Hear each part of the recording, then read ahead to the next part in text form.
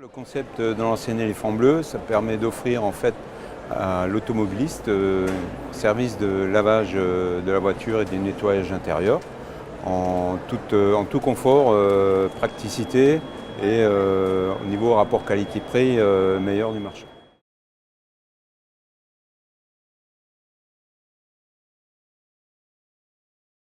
Compétences surtout basées sur le commerce, pas forcément sur l'activité en elle-même ou du monde de l'automobile, puisque à travers nos processus de formation, on peut intégrer tous les profils qui sont intéressés par le concept, d'univers divers tels que profession libérale, commerçants, monde de l'agriculture. Il y a 50% du réseau qui en fait son activité principale et 50% qui en fait utilisent en complément d'activité.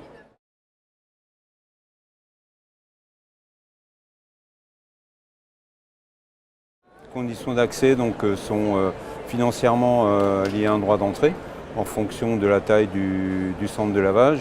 Le droit d'entrée aussi entre 16 000 € et 8 000 €. Ensuite, vous avez l'accès à la redevance qui est forfaitaire, non pas annexée au chiffre d'affaires, qui est de 140 € par piste et par mois. Et une location d'enseigne par an qui est de 600 €.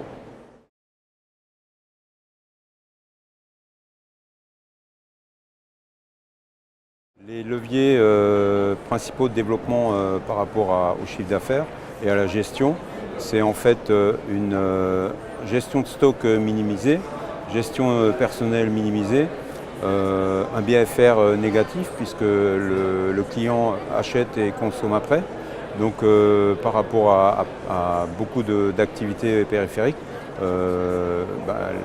l'intérêt de la station de lavage permet justement d'avoir une activité complémentaire ou si on se lance dans cette activité, de se développer en nombre et gérer plusieurs stations pour en fait asseoir sa rentabilité et son niveau d'investissement.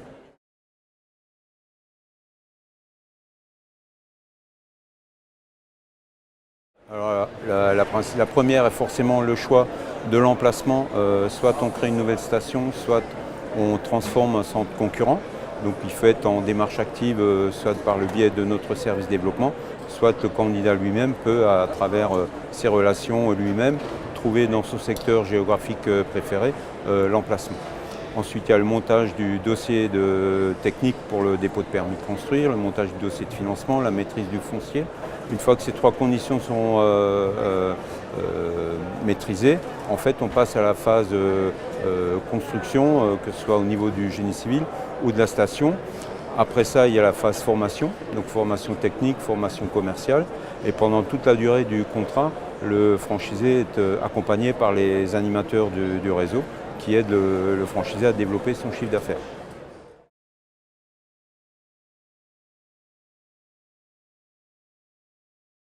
Donc 2017, en fait, on fête les 30 ans de franchise. Donc on est leader sur le marché en termes de franchise et en termes de notoriété. On a plus de 90% de notoriété et le développement de l'enseigne en fait se poursuit avec la création entre 15 et 20 stations par an.